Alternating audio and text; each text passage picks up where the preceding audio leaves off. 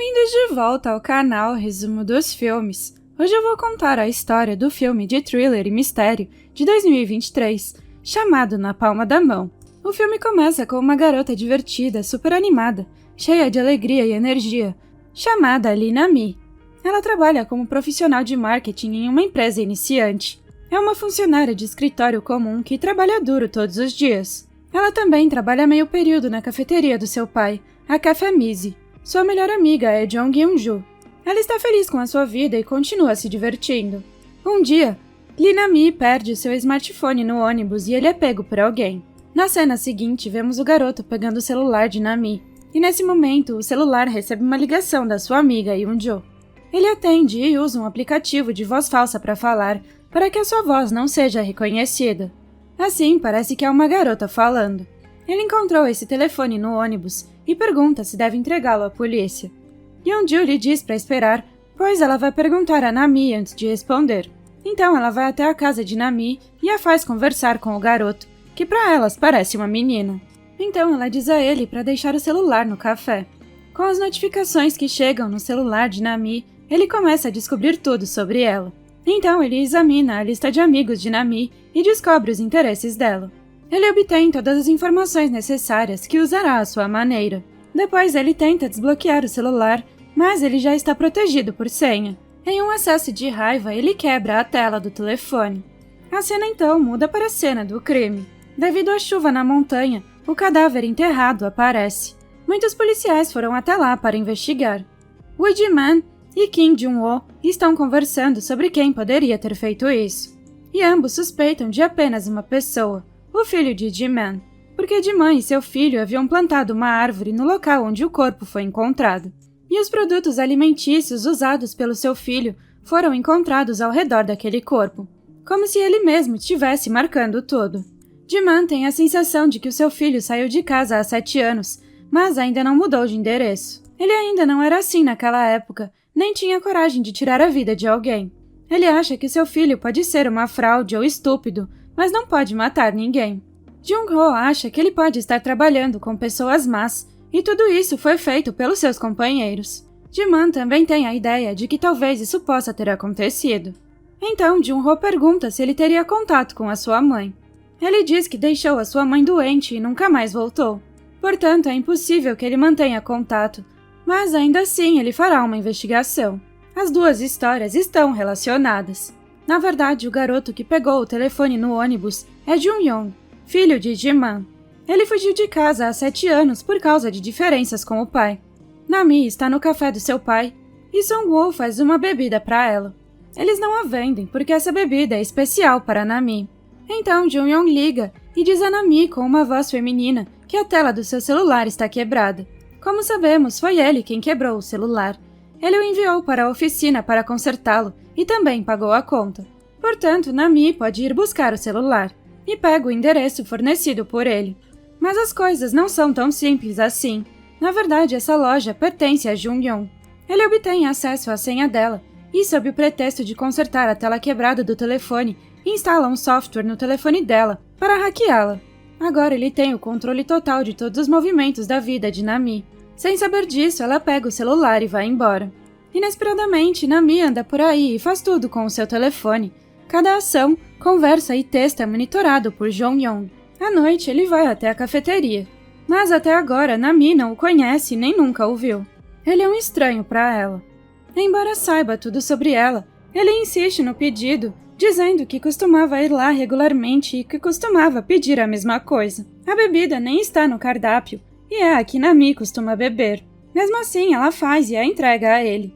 Depois eles conversam normalmente, e Seung-woo também os observa. Ele pergunta a Nami sobre a bebida que ela deu a ele, já que eles nem sequer a vendem. Ela diz que ele é um cliente regular, e Seung-woo continua tentando se lembrar do rosto dele. Em seguida, Nami volta para casa, onde mora sozinha. E Ju-young continua vasculhando o telefone dela a noite toda. Enquanto isso, Ji-man verifica o telefone da esposa e descobre que ela ainda está em contato com o filho. Recentemente, ela enviou alguns produtos e até mesmo alimentos para ele. Então, ele encontra um endereço que pode pertencer a Jung-young. Na manhã seguinte, vemos Nami em sua vida cotidiana. Durante toda a noite, Jung-young fez anotações, extraindo todos os detalhes dela. descobrindo seus gostos e desgostos, quando ela sai de casa, para onde vai, onde estudou, o que está fazendo no trabalho, quem são os seus amigos e quem é o seu chefe, com quem mais ela se relaciona e com quem menos conversa. Ele também fica sabendo que Nami tem uma conta secreta no Instagram, na qual critica o seu chefe. E ele também coloca a foto de Nami no seu laptop. Percebemos que antes ele havia postado uma foto da outra vítima, e que Nami está em perigo. Enquanto isso, o chefe de Nami lhe dá um aumento por causa do seu trabalho árduo, mas pede para ela não contar a ninguém. Nesse momento, Jong-young chega à casa de Nami para investigar tudo, e enquanto isso, Ji-man também pega o endereço que conseguiu e decide ir atrás de Jong-young. Então ele chega à casa de Jong-young para investigar. Lá ele encontra as anotações sobre 8 garotas. A número 9 é Nami, que está prestes a se tornar uma vítima. E ele também havia feito anotações semelhantes para as garotas anteriores. Ji-man descobre que o corpo encontrado na montanha pertencia a essa garota. Em seguida, Jong-young aparece na casa antes que seu pai possa descobrir mais alguma coisa. É quando ele descobre que Ji-man está dentro da casa. Ele o distrai, o leva para fora e o manda para bem longe.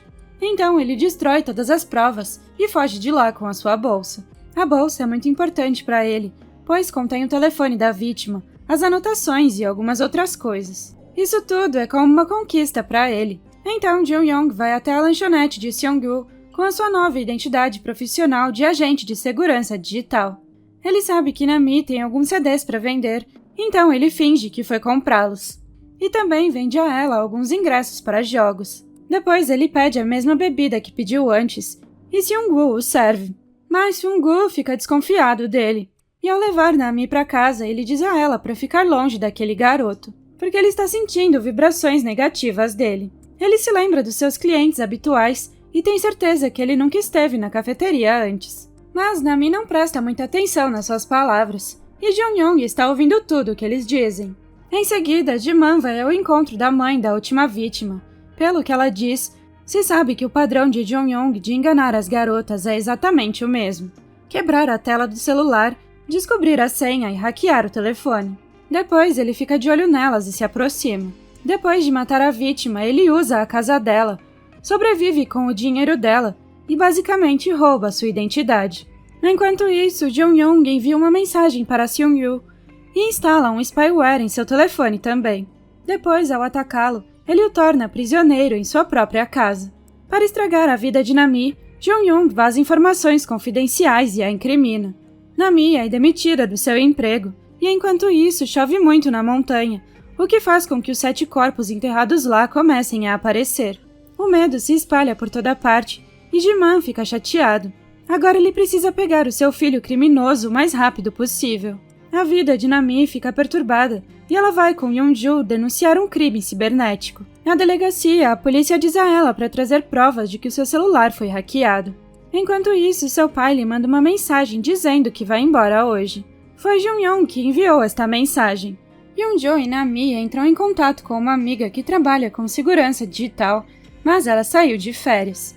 Nami se lembra que o rapaz que conheceu no café também trabalha na empresa de segurança, então ela entra em contato com ele. Jong-young está torturando Seong-gu e explicando seu modus operandi e o seu plano. Ele pode facilmente fazer qualquer coisa com qualquer pessoa com a ajuda de um telefone. Então ele vai ao encontro de Nami e ela lhe conta o seu problema. Ele alega que um spyware foi instalado no seu telefone. Ele também tenta fazer Nami acreditar que a sua melhor amiga está por trás do spyware. E Nami pergunta a Yeon-ju por que ela fez isso. Yeon-ju se sente muito mal e diz com raiva que sim, ela fez tudo isso, e agora há um mal-entendido entre elas. Por fim, Jong-young consegue isolar Nami de todas as pessoas importantes da sua vida. E com raiva ela joga o seu celular que se quebra. E percebe que tudo começou no mesmo centro de reparos, porque antes disso a sua vida estava indo absolutamente bem. Agora Jun-ho e Ji-man precisam capturar Jong-young a qualquer custo, porque todos esses cadáveres estão espalhando o medo da sua maldade por toda a cidade. Eles também descobrem a localização da sua loja e vão até lá, mas Jong-young, que está um passo à frente, destrói todas as provas com antecedência. Nami também vai até lá à procura dele. Ji-man lhe conta tudo sobre Jong-young, exceto que ele é um assassino perigoso. Então ela percebe que ainda há um spyware em seu telefone. e descobre pelo telefone de Ji-man se Jun-young trabalha lá ou não. Então toda a história fica clara na frente dela, mas ainda assim há uma coisa que é muito crítica e também terrível. Então ela faz um plano para que eles possam pegá-lo antes que outra pessoa se torne vítima. Por isso ela continuará a fingir que não sabe da invasão do seu telefone. Em seguida ela vai chamá-lo para sua casa sob o pretexto de que Ji-man poderá prendê-lo. Então Jun-young chega na casa para encontrá-la depois de uma pequena mudança de visual. Ji-man e Jun-ho também estão lá, escondidos esperando por ele. Por acaso Jun-young está sozinho do lado de fora da casa. Ele até vê Ji-man que vem prendê-lo, mas Ji-man não o reconhece e Jun-ho também não. Ele se enfurece com eles, dizendo que estão perturbando os civis e sai dali confortavelmente. Mas é preciso refletir sobre como um pai não reconhece seu próprio filho, que esteve ausente por apenas 7 anos. Os dois então vão para a casa de Nami e ela liga o telefone antigo e coloca o chip. Eles a aconselham a ficar em outro lugar esta noite. É por isso que ela pensa em ir para a casa do seu pai. Ji-man e Jun-ho a deixam na casa de Sung-woo. Ele também lhe dá o seu cartão, no qual ela escreve que só enviará mensagens de texto. E se ela não fizer isso, eles devem vir imediatamente. O que significa que algo também está errado ali. Quando ela entra, encontra Jun-young, que a toma como refém. No caminho, Jun-ho recebe uma ligação informando que encontraram o corpo de Jun-young, cujo DNA corresponde ao de Ji-man, e eles não entendem o que está acontecendo. Jun-young força Nami a enviar uma mensagem para Ji-man, dizendo que ela está segura e que falará amanhã. Em seguida, ele a leva até o seu pai. Ele o manteve em cativeiro e o colocou na banheira. Ameaçando afogá-lo, ele amarra as mãos e os pés de Nami. Ele também a coloca na banheira para que o seu pai morra por causa dela. E depois ele acabará com ela também. Ele tira a última foto da sua vítima, como todos os outros. Então ele pega o cartão de visita onde Nami havia escrito: nada de mensagens de texto, apenas ligações. Ela não tinha ideia de que o seu outro celular também seria hackeado. Quando Jun-young foi até a casa dela, ele também hackeou o seu outro celular. Enquanto ele fica observando do lado de fora, Jun-ho entra sorrateiramente e ele começa a matar. Mas Ji-man o pega e começa a bater nele, enquanto ele faz uma pergunta chocante sobre onde Jun-young está. E ele começa a chorar e diz que ele é Jun-young. Enquanto isso, Jun-ho tira Nami e Sung-woo da banheira. Nami sobrevive, mas o seu pai não está recuperando a consciência. Quando Ji-man abre a mala, a verdade é revelada a ele. De fato, o total não eram 8, mas 9 vítimas. Em primeiro lugar, esse assassino havia matado o verdadeiro Jun-young, o filho de Ji-man, aquele que não era uma pessoa ruim e simplesmente saiu de casa devido a um distanciamento familiar. Ele havia se tornado a primeira vítima desse assassino, que havia feito todas as anotações sobre ele. Pegando a sua identidade, ele o apresentou a todos como um assassino, assim todos os considerariam culpado. Então Ji-man olha para o seu celular, que tem uma foto do seu filho verdadeiro. As informações sobre ele e a sua esposa também estão escritas nas anotações. Ele descobre que matou Jun-young há 7 anos. O assassino diz que ainda fala com a sua esposa como Jun-young, e Ji-man se desmancha em tristeza e raiva. Ele está prestes a atirar nele, mas ele começa a manipulá-lo com as suas palavras. Então Nami traz a arma de Jun-ho e atira nele. O policial tira a arma dela, e só então ela vê que o seu pai também recuperou a consciência, e começa a chorar de felicidade. Em seguida, Nami é enviada ao hospital, pois passou por um grande trauma. A polícia confisca todos os bens no local, e todos ficam sabendo que o assassino usou a internet para procurar as suas vítimas. Mas a sua real identidade nunca foi encontrada. O tempo passa e Nami retorna à sua vida normal, como seu pai e Yoon-jo, mas ela sempre temerá que possa se tornar novamente uma vítima. Obrigada por assistir, não se esqueça de se inscrever e deixar o seu like.